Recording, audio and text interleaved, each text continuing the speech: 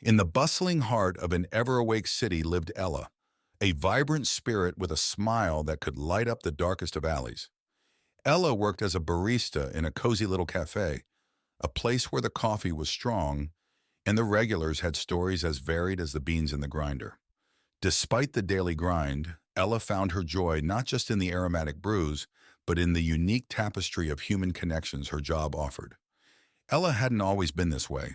There was a time when her life seemed like a relentless pursuit of happiness, chasing after fleeting moments and material gains, much like many of her city's dwellers. It was during one of these pursuits, on a particularly rainy day, that Ella's life took an unexpected turn. The streets were slick with the downpour, and rushing to shelter, Ella stumbled into a quaint bookstore she had never noticed before. Inside, the smell of old paper and possibility enveloped her as she browsed the shelves, her fingers trailing over the spines of countless wisdoms penned down through the ages. It was here that she found a book with a worn cover titled The Simple Art of Being Happy. Intrigued, she tucked it under her arm and decided it would be her companion for the evening. That night, as the rain tapped a gentle rhythm on her window, Ella delved into the book. She was struck by a quote from Aristotle: "Happiness depends upon ourselves." These words echoed in her mind.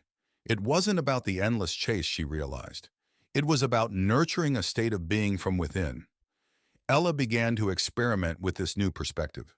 She started small, by appreciating the little joys: the way morning light spilled over her coffee cups, the laughter of a group of elderly patrons playing cards, the thank yous and smiles of customers who'd start their day with her coffee.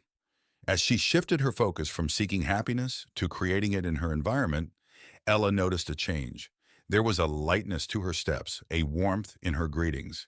But the real test came when the cafe came under new management, bringing in changes that unsettled the old comfort.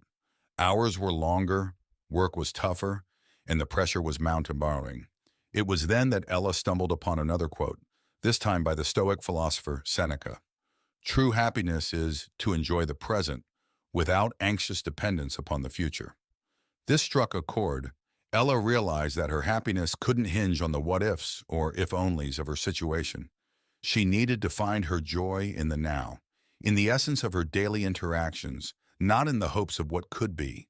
She began to engage more genuinely with her customers, listening to their stories, sharing her own, and creating a small oasis of warmth and community amidst the chaos of city life.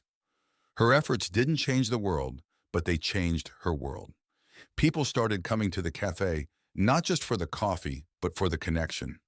Ella became a local beacon of joy, her cafe a hub where people left a bit happier than they came in.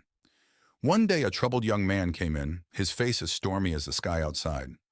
He ordered a coffee, his voice barely a whisper.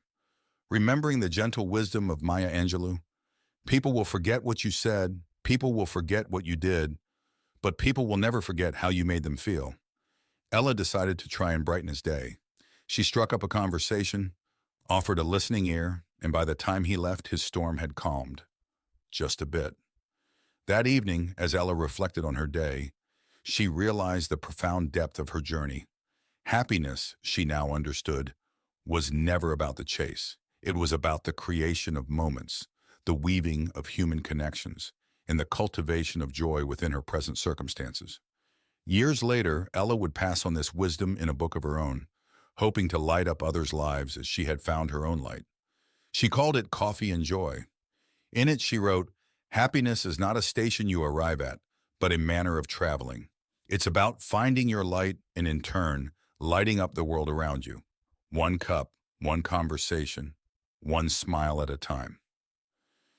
And so, in the heart of a bustling city, Ella's simple art of being happy became a quiet revolution, a testament to the enduring truth that happiness indeed depends upon ourselves.